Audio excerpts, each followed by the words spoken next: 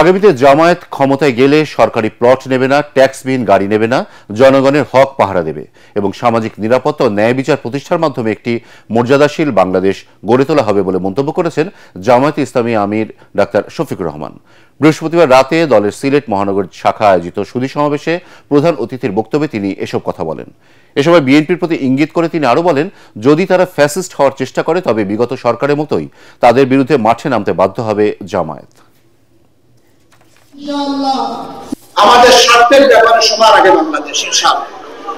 এই জন্য জামাত ইসলামী ইতিমধ্যে ঘোষণা করেছে যে আল্লাহ তাআলার ইচ্ছায় এবং জনগণের ভালোবাসায় আমাদেরকে এই জনগণের দেশের সেবা করার সুযোগ দেন, সরকার গঠনের সুযোগ দেন, তাহলে আমরা সরকারের তহবিল থেকে এমন কিছু গ্রহণ করব না যা করা নৈতিকভাবে সঠিক নয় বলে আমরা মনে করি।